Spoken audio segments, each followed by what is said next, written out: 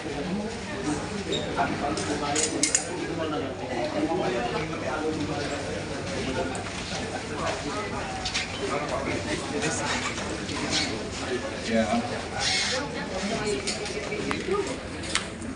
ada di organisir satu forum penanganan masalah pandemi. Jadi pandemi ini ASEAN, dalam konteks ASEAN, dan saya kira tadi Pak Budi sudah Menteri Kesehatan memberikan panjang lebar mengenai apa dibuat dan juga mengenai acara-acara apa program-program Presiden Prabowo tentang pembangunan masalah kesehatan, upgrading kesehatan yang berapa ribu kesehatan seluruh Indonesia, itu akan membawa juga pada pertumbuhan ekonomi. Dan saya setuju dengan Pak Menteri Budi, memang konkret karena itu langsung dirasakan oleh seluruh masyarakat Indonesia dan tinggal mengupgrade yang sudah ada. Nah itu saya kira yang paling penting karena masalah kesehatan itu masalah kunci. Dari saya tadi juga masalah kerjasama, apapun yang kita buat itu harus dalam konteks kerjasama internasional. Pengalaman dari penanganan COVID 6 tahun yang lalu, tidak terasa sudah 6 tahun. Itu tanpa ada kerjasama tidak akan bisa kita selesaikan dengan baik. Dan saya sampaikan juga bahwa government Indonesia, karena ini dari banyak beberapa negara asing, mengenai program Presiden Prabowo Government Technology yang berbasis AI, itu akan membuat Indonesia bisa lebih efisien, tumbuh dengan baik, dan lebih juga terbuka, transparan. Itu juga sama yang diberikan oleh Pak Budi Sadikin. Kita semua sepakat bahwa kita akan bisa tumbuh 7-8% di 2028 dengan program-program tadi yang disusulkan oleh Menteri Budi dan juga program Presiden mengenai government technology. Dan mereka juga saya lihat government technology berbasis AI ini satu program yang hampir semua orang yang saya temui sangat confidence kalau ini terjadi akan membuat Indonesia lebih bagus. Saya kira itu dari saya, mungkin dari Bu Mari. Bu Pak sedikit bicara mengenai ketahanan kesehatan di Indonesia dan di ASEAN. Kita memberikan masukan bahwa negara besar kayak Indonesia 280 juta kalau ada pandemi lagi harus memiliki ekosistem obat-obatan, diagnostik, dan vaksin yang kuat di negara ini untuk memenuhi kebutuhan 280 juta. Karena pada saat pandemi, kita tidak bisa akses ke negara lain karena lockdown pasti diterapkan. Itu yang pertama. Dan yang kedua, Indonesia juga percaya bahwa negara-negara besar di tetangga kita yang di atas 100 juta populasinya seperti Vietnam, Filipina itu di atas 100 juta, atau yang di atas 50 juta, Thailand masuk di sana, Myanmar masuk sana, mereka juga harus memiliki hal yang sama. Jadi teknologi ini nggak harus dimonopoli, terutama di bidang kesehatan, justru harus dibagi. Karena mereka berhak untuk hidup dan kalau pandemi terjadi, pasti masing-masing negara ingin menyelamatkan orang-orangnya dulu dibandingkan dengan yang lain. Itu adalah prinsip dasar di mana kita merasa bahwa semua negara di ASEAN, terutama yang populasinya besar, di atas 50 juta dan 100 juta, itu harus memiliki sistem ketahanan kesehatan yang mandiri. Untuk negara-negara kecil nanti bisa di-pool ke salah satu negara, tapi untuk negara-negara besar kita harus bagi teknologi. Nah kemudian yang kedua juga karena Pak Luhut ini kan di Dewan Ekonomi Nasional, kita tuh berdua sangat percaya bahwa target 8% itu harus mati-matian dikejar sesegera mungkin. Karena kalau enggak kita kehilangan windows of opportunity pada saat puncak bonus demografi kita dan kita akan kehilangan kesempatan untuk bisa jadi negara maju yang income-nya itu harus $14.000 GNI per kapita. Dan sekali udah kehilangan, udah lose momentum, kita akan middle income trap forever. Nah, saya tadi membujuk Dan itu. Dan ini dari sisi belanja kesehatan, historically kita tuh udah di atas 10% setiap tahun. Malah tahun lalu tuh 16%. Memang semua belanja ini belum tertranslasikan menjadi pertumbuhan ekonomi di sektor kesehatan karena sebagian besar masih impor. Jadi yang enjoy GDP growth dan job growth-nya itu di negara lain. Itu sebabnya kita ingin mendorong agar semua belanja kesehatan kita kalau bisa produknya diproduksi di Indonesia. Dari ujung ke ujung, misalnya paracetamol itu mulainya dari bensin diproduksi di TPPI Canasi.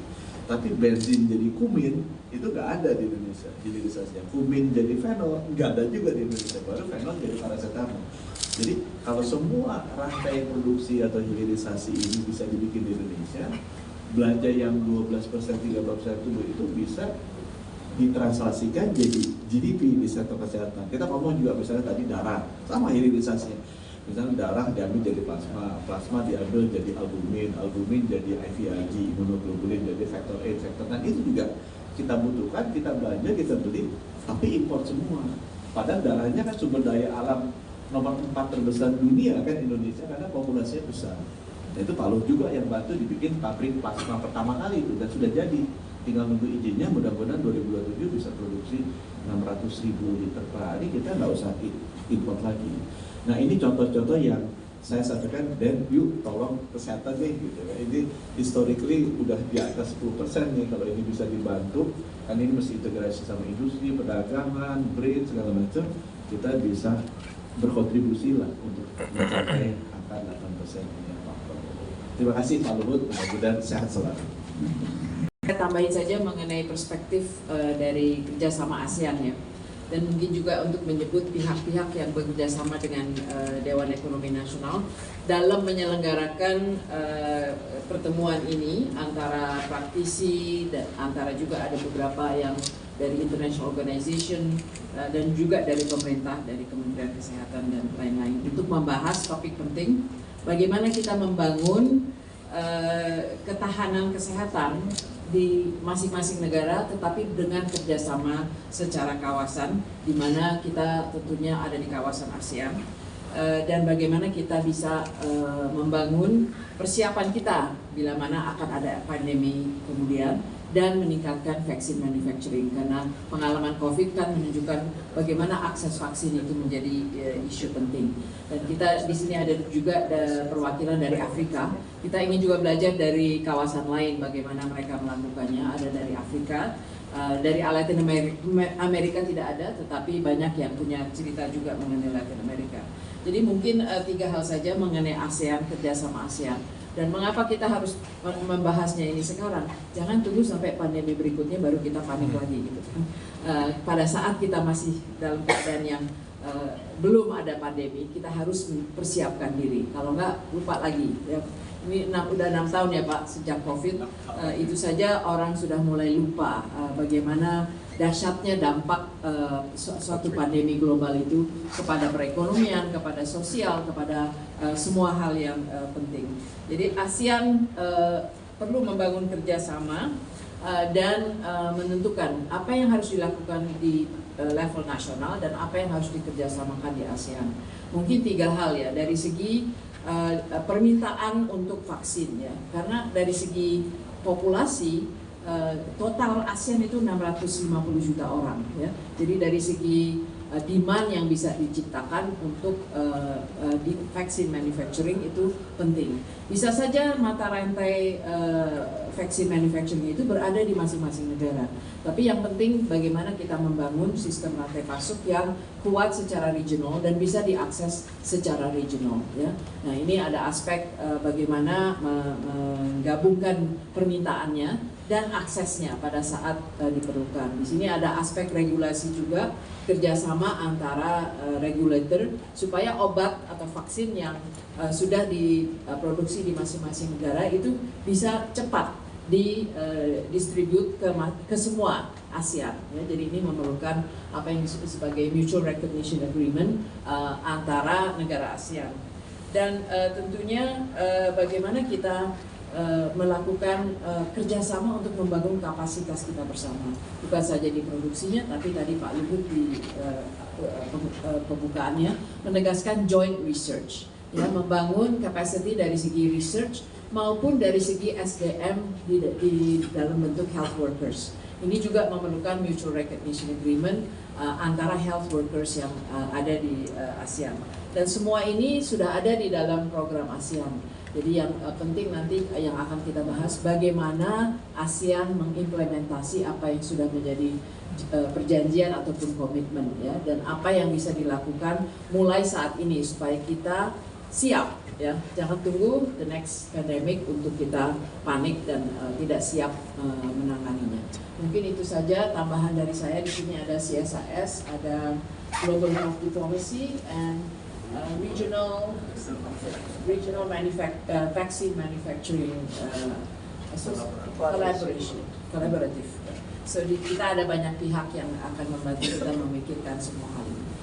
Terima kasih. Mungkin itu saja. Akan ada tanya jawab. Ya? Nggak ada tanya. Ini tadi mau tanya? Ya. Silakan tolong identifikasi. Kita dari Bisnis Indonesia tadi disebutkan bahwa bahan baku obat itu masih impor, 90% bisa dikatakan bahan baku obat kita impor. Jadi Ibu Rizka ini udah bantu saya, udah bisa menurunkan itu 20%. Jadi sekarang sekitar 70-an sampai 80% yang kita impor. Nah, importnya itu bahan baku obat. Jadi obatnya kita bikin, misalnya paracetamol kita bikin. Tapi kita masih import fenolnya tuh, bahan bakunya. Nah, fenolnya itu atau intermediate product ini atau active pharmaceutical ingredients namanya ya, BPO, bahan baku obat atau active pharmaceutical ingredients ini yang masih import. Nah, sekarang kita bikin supaya ininya juga bisa dibikin di Indonesia API-nya, active pharmaceutical ingredients atau bahan baku obat. Tadi Bu Rizka sudah bikin 35 API yang dibikin di Indonesia, dan itu akan kita tingkatkan terus supaya makin lama makin banyak yang dibikin Indonesia sehingga hilirisasinya terjadi. Kita jangan beli di ujung aja, tapi pabriknya ini beli bahan bakunya juga dari Indonesia. Dan itu tadi turun terus, misalnya dari apa tadi fenol itu ke kumin. Kumin ini harusnya produksi oleh Pertamina sekarang atau canda asli gitu, atau TPPI. Nah, kumin ini dari benzin. Benzin ini sudah diproduksi di kita, di TPPI sama Pertamina dan juga canda asli. Nah, itu yang sekarang lagi kita rangkai, membangun industri kesehatan agar benar-benar pertumbuhan GDP dan pertumbuhan tenaga kerja bisa terjadi di Indonesia. Jadi dari industri juga sudah siap gitu Pak? Nah, ya semua regulasinya kita rubah, karena dulu tuh merubah kalau misal bahan baku beli dari India, kemudian dirubah ke Indonesia, itu bisa 2 tahun tuh persetujuannya di BPOM sama Kemenkes. Nah, itu kita juga sekarang rapikan supaya jangan terlalu lama lah, mau merubah demi kebaikan kok lama sekali. Itu juga yang kita simplify. Dan Pak Luhut tuh banyak bantu. Saya kasih contoh yang plasma tadi, itu dibantu sama Pak Luhut, jadi kita bisa rubah industrinya, langsung masuk industri-industri ke Indonesia. Udah mau jadi, nanti saya mau ajak teman-teman juga, SK Plasma tuh build 600,000 liters, itu proyeknya 3-4 triliun investment masuk di daerah mana itu? Karawang. Di daerah Karawang. Dan itu kita opsi antara SK Plasma dengan INA, Indonesian Investment Authority. Jadi kita strukturnya juga supaya ada investasi dari INA juga masuk. Jadi bagus uangnya bisa dibuka. Nanti saya deketin Pak Pandu lah. Kita lihat Pak Pandu ini ada beberapa investment project yang bisa masuk. Karena yang 1 billion udah ada mau masuk juga, daripada taruhnya di tempat yang kurang pasti. Ini kan udah pasti dibutuhkan. Untuk target realisasi 3 triliun udah. Kalau perlu diajak aja nanti ke kalau mau lihat, tapi belum diresmikan karena masih nunggu approvalnya BPOM. Sekarang saya minta Ibu Rizka itu BPOM jangan lama-lama approvalnya. Ya mereka udah siap produksi. ada target nggak Pak untuk kapan? 2027. Jadi nanti awal 2027. Jadi teman-teman dulu waktu sakit COVID, tante saya meninggal karena nggak bisa dapat akses Gamaras, ada obat namanya Gamaras, harganya ratusan juta. Itu nama generiknya imunoglobulin. Ini produksi dari plasma dari darah. Pada Indonesia darahnya banyak sekali, cuma nggak bisa bikin imunoglobulin. Kita import dari Cina. Nah itu sekarang kita udah bisa bikin tahun depan. Jadi teman-teman kalau sakit ada apa-apa bisa dapat dari sini. Ya, oke. Ya, cukup ya. Terima kasih Bu, Pak.